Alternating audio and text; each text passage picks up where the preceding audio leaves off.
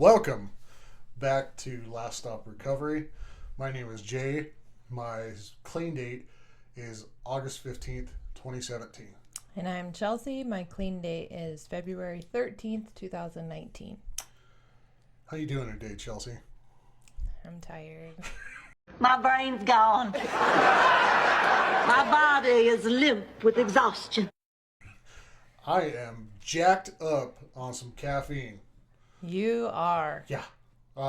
7 Brew coffee or whatever finally opened. And Wendy and I went and grabbed a coffee this morning, and then I went and got my truck washed, and then we went and grabbed another one because it was that good. So I am... You said your brain was sweating earlier. It feels like I'm sweating inside my skull.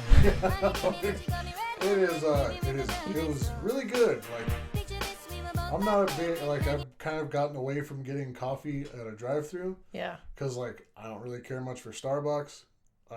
Dutch Brothers has always been too sweet. Scooters taste like diarrhea. I assume that's what diarrhea tastes like. I was like, I have questions. But it's like, we went to 7 Brew, and I'm like, oh my God, it's really freaking good. I had some of Wendy's. Wendy's deep cleaning the kitchen right now, too. Yeah. So you guys are yacked out. Yeah. And it's really good. Well, she's deep cleaning the kitchen because our little kitty finally got our mouse. So, yeah. So good stuff. Things are looking up, man. Goddamn mouse had a home for like a month. Dude. Yeah, fed. Ate well. So Ate all your snacks. Son of a bitch. Ate my raisins. Ratatouille your life. God, yeah. So I think today is Sunday. We're gonna kind of do our recovery thing, and our recovery thing we do every day. Yeah, we talk about it on Sundays. We talk about it on Sunday. I think we were gonna talk about failures and accomplishments. Yes. Yeah. So we've been doing the media review. Mm-hmm. Mom Talk was super fun to do. Yep. Jay was so into it. Titty was a different beast to talk about. It was really uncomfortable because it was really sad. Yep. It's really hard, I think, for us to talk about something so serious. Yeah. And not joke about it. Even the vibe when we were talking about it. It's not good. In here was rough. For us, it was the first time we walked out of a recording that we felt worse. Didn't feel good. Yeah. So, and then we kind of had our first, we didn't get in a fight, but we both felt just weird. Yeah. Because afterwards, I could not leave fast enough because it just felt yucky. Mm-hmm. And it made you, I think, feel a certain way because I was not a mama bear like I usually am. Yeah. But I'm like, this is great, son. We did a good thing. Yeah. I was like, get me the fuck out of here. It felt awkward. And then it's like, and we were trying to talk about it the next few days. And it's like, do we even want to, I asked you, do you even want to post it? And I didn't want to post it. It was it was the first recording that we did. God, close to 2 hours. And I didn't. Yeah. I kept sitting down to edit it, and it was really, really hard. And I think that both of us have a thing that we want this to succeed so much. Yes. And we both have fear of failure in general, and that felt like a failure from the jump. Oh yeah, because in talking to you, I was like, oh my God, Chelsea's gonna come by and pick up her microphone or just tell me fucking sell it or kiss my ass, dude. We're not doing this anymore. I'm sick of this. That was all going through my head. I was like, we're done. You sent me a text, and I was like, this took an hour for you to write this text. I thought I was going to text you that morning. Yeah. I was going to ask you about it that morning. And it's I had gone to a meeting, and Gabe was sitting there next to me. I was talking to your husband about it. And he was like, yeah, Chelsea didn't seem to like that. I was like, yeah, I don't like it either. I don't think we should post it. And it's I talked to everybody. Before I even texted, I was like, how do I tell Chelsea this? And I'm like, I know Chelsea's got to be thinking the same thing because we haven't talked in 2 freaking days after recording that episode. And we usually do. We're in constant communication typically about this podcast. It was a funk. Yeah. And you know what? The podcast is, I'm just leaning over making sure we're recording. Yes, because Jay made an oopsie last episode. He forgot to turn on my camera, so we did. Yeah, so it was a total, like the whole thing, the vibe was off, one of the cameras was off. Just awful. So, I know that... I was proud of you for texting me, because I knew. I was like, he like deleted this 6 times before he actually sent it to me. Yeah, and you have an Android, so I don't think you can see the bubbles popping up. No, I just know you well enough that I was like, you've been off work for an hour, and you've been thinking about this for 6 hours. For the whole day at work, like under the hood, just like... Rather than just like, hey. Yeah. I don't feel good about the episode. Yeah. Where's your head at? And then I text you again, and I was like, hey, I know I can't read into a text very much. Like, but are you okay? And you never ask me if I'm okay. No, because usually you are. Usually you are okay. Usually you're just fine. So, and that's like one of my biggest pet peeves. And I've said it before, but I know that you didn't think about it. I hate when people ask, "Are you okay?" Because then I'm like, "Why? Do I not seem okay?" Did I do? And that's why I had that was the biggest text I think I've ever sent you. No, but on like so many levels, no, I'm not okay. Well, and that, like I said, that was the longest text I think I've ever sent you. It's like, hey, I don't want to read too much into this or whatever. I feel like you're mad at me. and it's just from a text. I can't really judge. So, communication is really key. Yes. Especially in recovery. I was terrible at it in active addiction. I'm still not the best. I know. I was proud of you for that text. Because you could have just been like, yo, you mad at me? Yo, you mad or what? Yeah.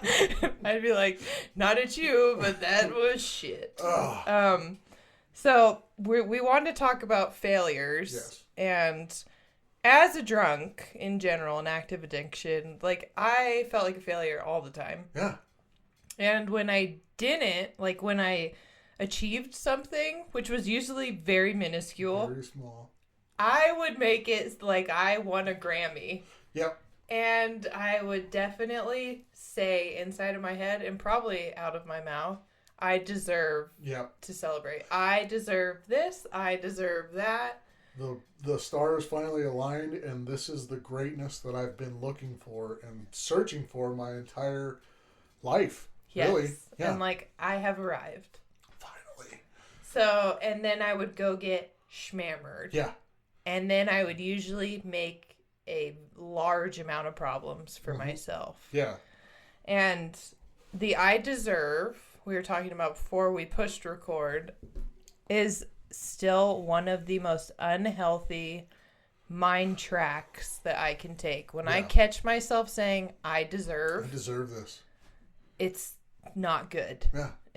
I'm in an unhealthy, like, mind space. If I'm saying I deserve, because does anybody really deserve anything? Yeah. Do you deserve, like we were talking about, like, what is it? I deserve it, or is this I really, really want this? Yeah, I really, really want this. Am I going to go ahead and push off all my needs and what I should do to get this thing that I want? Yeah. Well, and I think that it's really hard because you can put max effort towards a goal. Effort. And like I do it with the podcast. Like I put everything into this podcast because I want it. I have a vision in my head, and in order to get there, I know how hard I'm gonna have to work. Right. And like how many sleepless nights they're going to be. Whether it's planning, whether it's looking up stuff to like be more successful, trying new things, trying new editing, the recording, all the things. But there's other things in my life that I want desperately. Yeah. And like I feel like I'm putting all this effort in, but it's a timing thing too. Mm-hmm. Like you have to be patient enough for those goals to manifest. Yeah. And as addicts, we don't have patience. And like, I've worked so hard for like a month and like, hello. Yeah. So, a really long time. Like Wendy and I still talk about it. Like we bought our house a year ago. It's the first house she and I have ever bought. Yeah. And I was 36. She was. I'm not gonna say her age because I think that's inappropriate. She is 21. She is 21. I am such a cradle robber. Ew. Gross. But it's like, yeah, it took us a while because like we started looking at houses and we started going to open houses and all this other stuff. But we still feel like we were even talking about it today. Like, did we jump the gun? Did we move too fast on buying this house? And it's like, and there, we're even looking at our property value on Zillow, so it's probably not like the best judge, but it's like, oh man, the house has gone up in price, or like, it's worth more. We bought in an area that it's going to be sellable when we go to buy a different house, and it's like, I think that's what people do. It's like, buy a house. It's like a little nest egg, and it turns into like a little savings account that you get to live in and be warm, and then eventually you sell it to another person. And you go find a new and nest. You go find a new little nest. And then you make a little nest egg. Because it's a house, man. Well, and like that's the thing is, if you think about the track of like that, is you guys own a house. Yeah. Like think about where you were when you got sober. Yeah. And like sometimes I lose sight of that. Like all the things I have now that like in early recovery, I didn't even think that was possible. It's so easy. Yeah. To just be like, yeah. Like even the podcast stuff, I'm like, I am such a saver. Like in general, I save because I'm such a like, well, what if there's a hospital trip and then we have to pay $10,000 and like events that'll never occur because I have insurance that I pay for. But in my head, I'm like, what if the zombie apocalypse happens? What if it happens? And I have to sell my jewels. I don't have any. all my jewels. I don't have any jewels. My rubies and diamonds. I don't really know why my brain thinks that. I'll have to barter my jewels. These priceless platinum gold heirlooms of my grandmother. That's honest to God. Like, I'm like, what will we sell? And I don't know. That's a weird part of me. Yeah. But buying the podcast stuff, I'm like, I have a credit line that I can do that. Yeah. Whereas, like, my credit score when I got sober was like 410. It was whatever the amount is you get for just being alive. Yeah. And they're like, besides that, girl, you just... Yeah. It was as low... There's a New Girl episode that Nick Miller can't get a cell phone because his credit score's like 200. Hey, sorry, I was just checking your credit score and I got this number that's crazily low, so I'll try again. Don't bother, I'm sure it's right. Seriously? Are you kidding me? $250? You get $150 just for being alive. Hey, Mohan, got a $250 credit I score. guess the $40 I saved on that. My husband used to make comments. He's like, you are Nick Miller. Oh, your credit score is so low that they're like, this is just the points you get for being alive. Yeah. You just get that for and then like opening your eyes. So now I have rebuilt my credit to the point that like I have an ample amount of money on like credit cards, but those are still sometimes when I look at the balance of my credit cards, I would like the zombie apocalypse to happen. Hopefully it takes over the banks first. Let's go. Yeah, so I don't know. There's a lot that we have to be grateful for. And I think we get so wrapped up in the wanting more, wanting it right now. Yeah.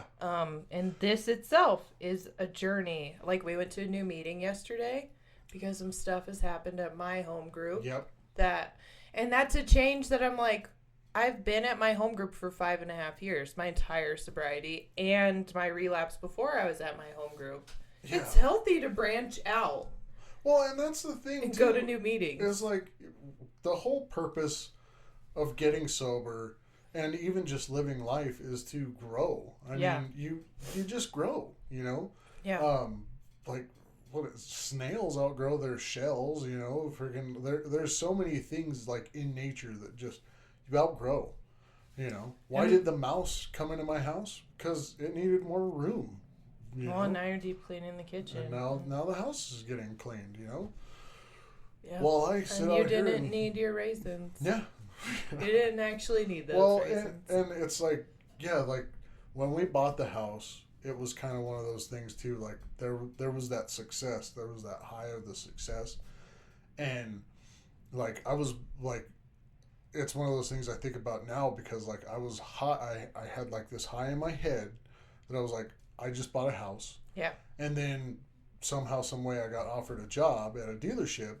And I had worked at a dealership before, and there's so many politics, and it's like I didn't want to work at a dealership again, but they offered me like this a bunch of money. I And remember that. Yeah, and it turned into I really wish I wouldn't have changed jobs Yeah. because then I was out of a job for a little bit, and then I took that job at the other place, and then that's when I found out I am not a corrections officer, and now I'm back to doing what I should have done, or what I was really enjoying doing, what I was getting back into enjoying. And it's like not only have I been so big and like, high on success that I'm like, I'm just gonna switch and I'm going better, bigger and better places, kiss my ass, I'm out of here. And it's like now I get a chance to humble myself again. I think that the mouse too was a humbling thing because it did make you acknowledge like we need groceries. Groceries are expensive, and I've been out of a job for 5 months. And you know what's hard to do when you haven't been working for 5 months? Buy groceries. Yeah. So there's like the mouse had a lot of lessons inside. And like, And once you learn them, then the cat killed the mouse. yeah. And then like, yeah, I can sit there and be pissed because I've got to buy groceries again. I'm out of a job. And I'm sitting there doom scrolling every freaking day, and it's like every time you turn around, like whatever app you're on, it's like this is the reason why groceries are expensive. I'm like, yeah.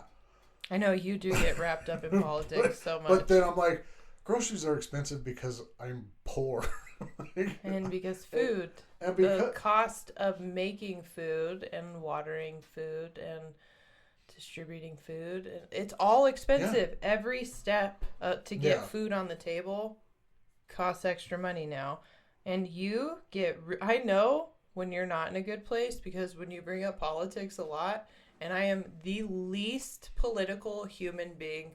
You could ask me anything about politics and I will not know the answer. I'll be like, is Sandra Bullock running? No. What about Meg Ryan? Love that. That would be cool. Is that a movie I'm thinking of? I don't know, nor do I care. I just don't. I've never been into politics. I have a really standard view of all politics. They all suck. Yeah. I would not want to be in a room with any politician from any side, and I don't want to spend any time with them. So I don't care how they make decisions. They're not my decisions to make. I don't have that job. Right. So I just don't. You talk about politics a lot, my eyes glaze over. I started thinking about what I want for lunch. Well, and then that's a good point because like I think I've always done that. Like I've just like I'll get into something that just irritates the shit out of me, especially when I'm in a bad spot mentally, emotionally, whatever.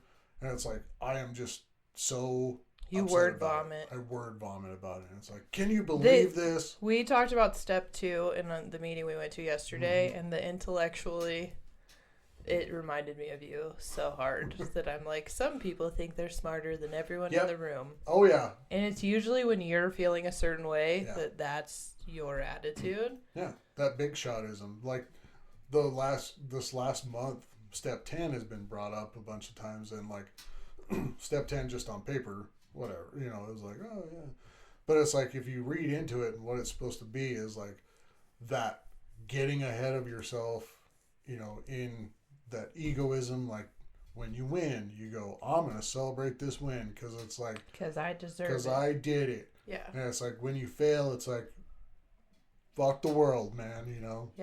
Yeah, but I wouldn't have failed if this didn't happen, or I wouldn't have failed if this person didn't. But it's like instead of doing that, and instead of doing that, you just kind of go through life like, yep, I was able to do this because I can, and if I failed at it, now I know that I can do better next time. Yeah, what did I learn from the failure? Yeah. There's nothing I've ever learned has been from a success. Yeah. ever. I actually learn nothing when I succeed. Yep. So, like, every failure has lessons in it. And, like, the mouse thing, too, I think that was a humbling experience for you. But also, I've said it before, when you don't want to face, like, a challenge in front of you, or you don't want to face a really hard truth, your higher power or God will keep presenting that lesson in different ways until you fucking get it. Till you just, you're gonna understand. Yeah. So come hell or high water. Yeah. You will understand. And, call it God, call it whatever you want, but in order to achieve a level of sobriety, I thought I could do it without having to believe in any sort of higher power at all, but it's like, it's impossible to still try and do recovery on my own, like trying to fix the shit in my head with the shit in my head. It's just not gonna work. Yeah, me can't get me better because me got me sick. So I shouldn't be relying on the person that got me drunk. Good job, Cookie Monster. I did sound like Cookie Monster. Me can't get me better. I cannot get myself better. Right. Yeah. No, I didn't mean Because to make I fun am of the all that. one that got me drunk. Right. Yeah. No. Because that was my solution to everything. Yeah. Like, my internal solution was to see something would happen. I'd overreact. I'd internalize. I'd drink. Yeah. And then make it a lot worse. Well, and I used to, like, that's the biggest thing about my alcoholism, is I used to defend it to the death. And I feel like if you have to defend something the way I used to defend alcohol, it's probably not a good thing. I feel like when anybody is defending something super hard, I question it more. Right. Like why? Like, why do you keep bringing this up? Like, I used to go in to, like, the liquor store, and I'm like, I'm gonna, like, if the cashier asked me, like, why are you back here again? Like, I would come up with answers to questions that they might have. Like, my grandpa was in town. Another wedding. I know? actually dropped all that alcohol outside. Yeah. And it's and like, I need more. That dude doesn't give a shit. No, I know. I did the exact same thing. Like, I would have a story every day for whatever clerk I was going to see. I had so many girls' days. Like, so many. You know what I don't have to defend or make up excuses for? Being honest. Yeah, I just don't think about it. Yeah.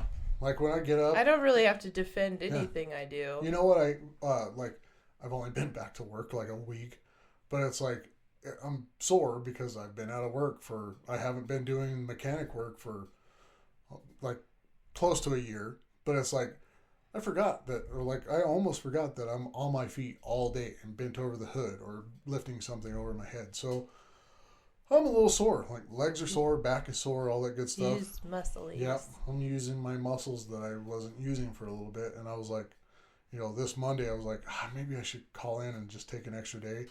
And it's like, I thought that through, and I'm like, I just got back. Yeah. What's that going to look like? And then I'm going to have to sit there and make excuses all day. And I'm going to sit there and feel like shit about those excuses. That I fucking called out within my first week of work. And it's like, yeah, dude, just, you know what you're not going to have to make excuses for? Going to work. I know. It's interesting because I typically, in general, I'm so busy that, like, Gabe will know what I'm doing, like, all day, most of the day. Mm-hmm. But if I get, like, questions about what I'm doing, I revert back to, like, my drinking era that I'm like, don't fucking question where I am or what I'm doing. None of your like, business. Literally, I've been sober for 5.5 years. What fucking trouble could I be getting into? And it's more of just, like, I was just wondering, like, what you were up to. And I'm like, oh. Yeah, well, still, fuck you. So, okay. I'm cool. I do that. Yeah, and there's so many parts of me that, if it were my choice, if I did not have a program I was working, I don't think I would be word vomiting, like, honest the way that I am now. Because I say too much. Like, I'll say, I will give you so many details about what I've done that you're like, okay, you could have stopped, like, way before. That was way too much information. And yeah, and so now I just give it all away, and I'm like, well, this is, let it all hang out. Did I tell you I got pickles on my sandwich today? Because, like, that was a vibe. And, like, I don't even know why I do it. Like, half the time when I'm done talking, I'm like, that was too much. I said too much. Like those memes of, like, no, do you say nothing at a social event? Or do you say your whole life story? I'm like, I start off quiet, and by the end, you know my third cousin's names. Yeah, you know everything there is to know about me. And then I'm just like, YOLO. What up? Or I say nothing, and I'm like, my name's Chelsea. This is how I am. I'm just a little peanut. Just a quiet little peanut. Just quiet. You'll never know who I am. I like to be mysterious. So mysterious. People think I'm mysterious as it is, even though I word vomit. Yeah. You know what? When we first met, I thought maybe you were mysterious, but you're not. You wear it all out. My face will tell you, even if my insides don't want you to know. A lot like me. Yeah. My face is so loud. If I've learned anything on this podcast, it is that my face reveals all the things. Well, I think that's why we ended up being friends, like good friends. Yeah. Is because we are very similar. Yeah. Like, our face tells a lot. And in meetings, you can't do cross share. But your face can. Yeah. So, there's a lot of reasons that we get along so well, but definitely the sense of humor is a large one. Yeah. I'm excited to do our review on Tuesday this week. Yes. Because it's something that we're both very nerdy about. I think so. And that's the whole It's thing. actually two different things. Yeah. It's two different universes that I know. It's going to be really cool. Like, honestly, and it sucks too because I think we haven't gotten a lot of views on all of our videos. Yeah. But the Diddy video has gotten a lot more views. And it's the one that and we do not like it. No. And so now we talked about, like, musicians. Yeah. They have songs that they perform, and I don't typically think they write them, that they just can't stand, and it's like their hit. Yeah. The one that they feel the least passionate about. Well, we talked about JoJo Siwa, we touched on it, and it's like she did this whole rebranding thing. Yeah. And then come to find out that song that she went with to do her rebrand, everybody was pissed that they found out that it was written by somebody else. And it's like, newsflash, guys, if you hear a song on the radio, it is most likely written by somebody who writes songs. Yeah. That's it. Yeah, that's why I love... Everyone bashes Taylor Swift a lot. Either you're a Swiftie or you're not. You're not. Taylor Swift writes her own music. She writes her own music. So everyone that's like, Beyonce don't write anything for herself. I worked with a guy who wrote country music, which, by the way, country music, very lazy fucking music, by the way. Most of it. But a lot of them, after this episode. a lot of your favorite country artists pick out songs and then just sing them. I know. A lot of artists. A lot of artists. It's not just country. It's not just country, but country most pop. Is not lazy. Anymore it is. We're going to fight after this. We're going to not talk for 5 days again. You thought the last fight was bad. Country music. No, you know what? I'm actually going to step that back. I'm gonna walk it back. Step it all the way because you're absolutely right. It's not lazy. There are some lazy country artists, I feel, and I feel like there's a lot of them that put out this persona of like, this is who we are. They're like singing about small towns and gravel roads and kinfolk or whatever, and it's like they're from Atlanta. They grew up in fucking Memphis, man. There's rappers that talk about the streets, and it's like they went to a private school. You grew up in Rancho Cucamonga, bro. Like, what the hell is this LA bullshit? You live in Calabasas, yeah, and you went to a private school. Talking about the streets of Sacktown. Whoa, big dog. Melrose Place. Big. Here I am on the streets of Orange County. Come on, dude. Get out of here. The South Side. Yeah, like You don't even know. I mean, the first house my parents lived in was a trailer, but it was not in a park. So The first house my parents lived in was a trailer as well. It wasn't like frowned upon in the 80s. No, it was like a huge deal, just like us getting our first houses. Yeah. Well, it's like, especially if you went from a single wide to a double wide, like that was. I have relatives that still live in trailers, and they're really nice. Yeah. If you look at manufactured homes today, they will blow your mind. They're beautiful. I know. Yeah. Have you seen the steel container houses? Yeah. They're so cool. Oh, I yeah. would live in one because industrial is my style. Yeah. Yeah. I love industrial stuff. I know. anytime Wendy and I are driving by houses, if it's gray and has big square windows, I'm like, I love it. She's like, I knew you'd love it. And I like exposed beams, and I love pretty much like New York loft. anything that's aesthetic that like I can't afford, because it's like ranch This style home is in my budget. Just the name, ranch style. Ranch style. That one might work for me. Yeah. But internally, I'm a lot more bougie. And so I was thinking... Put it this way. If you have a job where your name is on your shirt, you most likely live in a ranch style home. I hate my name, so I never want to be... I'm going to change it if I ever get a job that it has to be on my shirt. We should do that. We should... My name is Iris. Chelsea. Ugh. Yeah, because you're like, I hate it. But I hate even people saying should it. we just start doing Chels? Like... Okay, but if we're going to do... It's Chels. Chels. Okay. Not Okay. Chels, because there's no Z. I mean, we Gotcha. could add a Z. Well, there's no... I don't know why it makes me so mad. There's I'm no like, Z in Bucky's either, but... Chelsea. So it'd be Chels. Chels. Okay.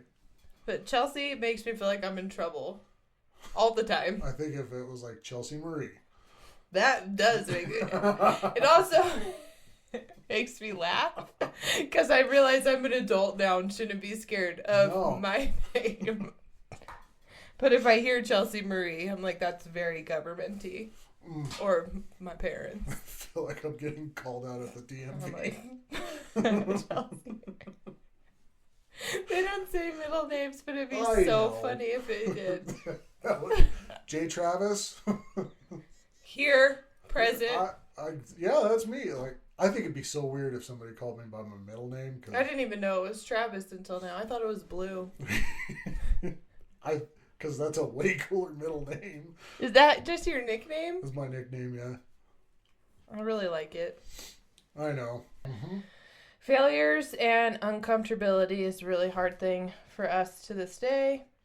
I think us getting in, we weren't even fighting. We were just both inside of our head because we didn't like the quality of the video, and it was really sad to talk about. And it brought up some shit for me. Yeah. That I'm still kind of processing, I think. And I think that's the hard one. I think that's kind of why in the middle of recording that episode, it was like, this is tough because I know my friend has been through some of that shit. You know, and it's like, why are we sitting here talking about this? Yeah, it was because I think it's important. Yeah. And those things that I've been through are a large part of why I became an addict. Yeah.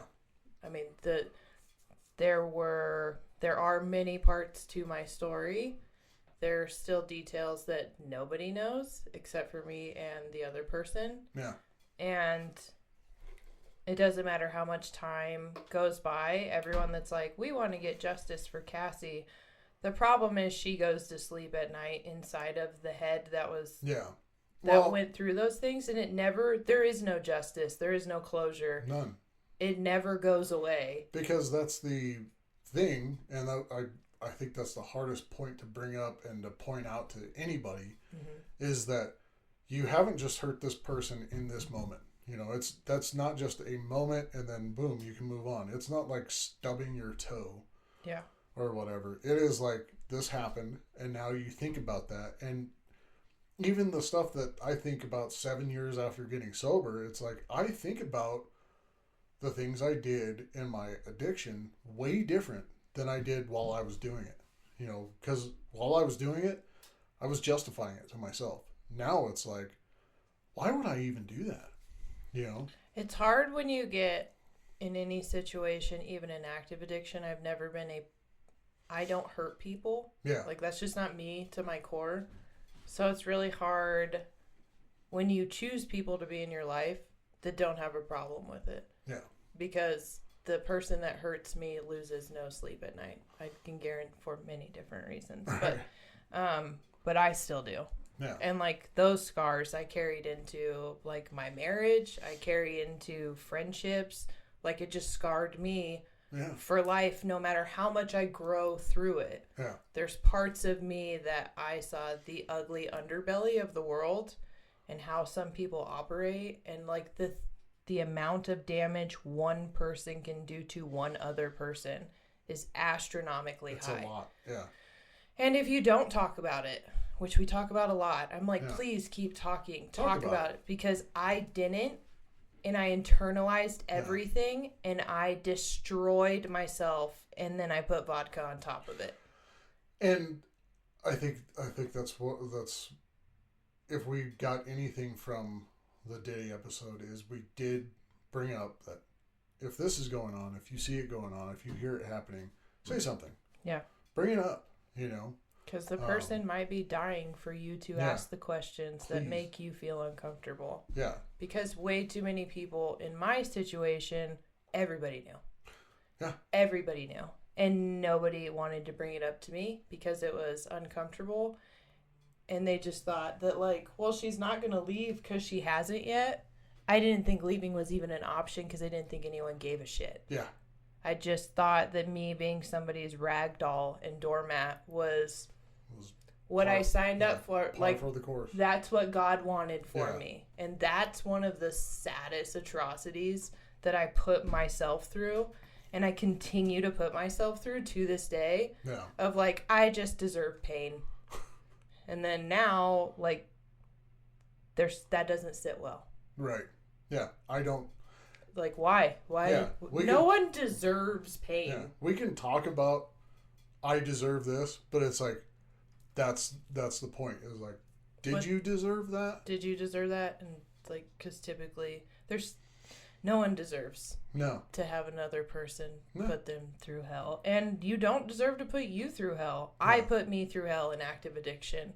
I did that. I picked up the bottle every day. I kept using. Nobody poured that down my throat. No one poured alcohol down my throat. No one made me a drunk except me. No one crushed up pills and put them in aluminum foil and baked them. But you did that. But I did that. So, and like that's just a part of our story. Like no one rolled up dollar bills and put things in my nose, but I sure did. No. And it did not solve a goddamn thing at any point in time. If anything, it made me sicker for longer. And now I'm 35 years old, growing through things that I went through in my 20s. Yeah. Figuring out life at 37. And then reminding myself, like, yo, you're 35. Yeah. You're 35. Yeah. Just in case you forgot today, you're still 35. Mm-hmm. So, I think it's just humbling ourselves, keeping the ego down. I got to keep that ego down, man. Trying not to say I deserve statements because it's like I don't deserve it either way.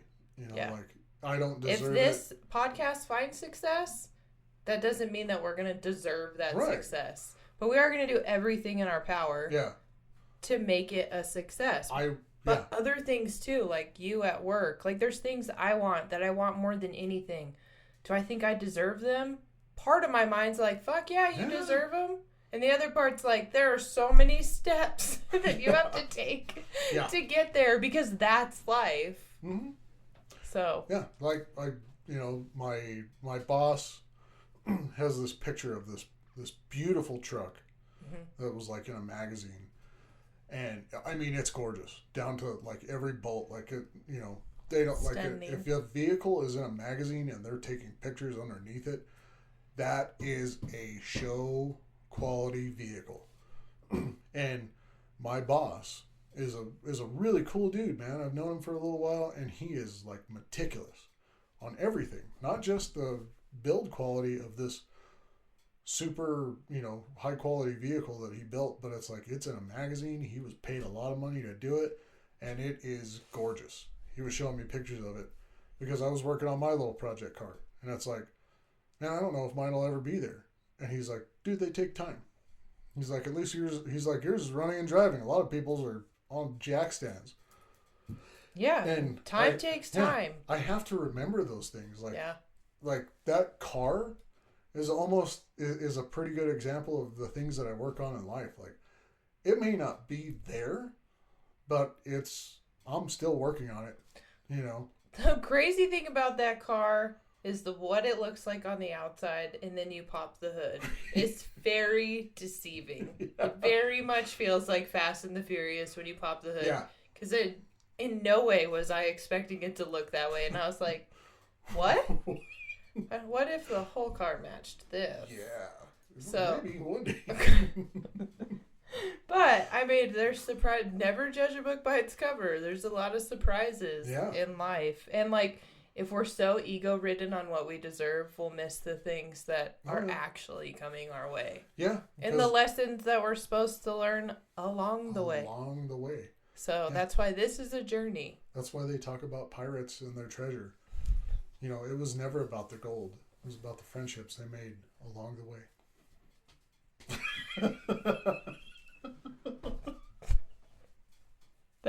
What he said. And with that, I think That was not expected to in any way. I was like, we're talking about pirates. Yar. Oh, I want to say something so bad, but it's for the other podcast. Oh my God. I want to plug them so bad right now. Okay. All right. Thank you for tuning in again to this week's episode. Our media review will come out Thursday or Friday, like usual. I will do a sneak peek at the end of this, but in the meantime, take care of yourselves, take care of each other. We love you. We will see you next time. Goodbye. Love you.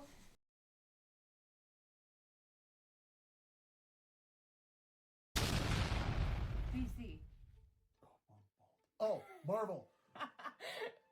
Which one's better? Oh, God. I got DC stuff tattooed on my arm, and then Marvel got really popular. I have a Batman tattoo. What are we going to talk about? DC and Marvel. We're going to talk about DC and Marvel because the Penguin is on Max. And Agatha is on Disney+. Yeah. So if you want to know about the new Agatha series or the new Penguin series, tune in for our media review. Yeah, because we're professionals. Or something. Or something. Or whatever. Yeah. Love you. Love you.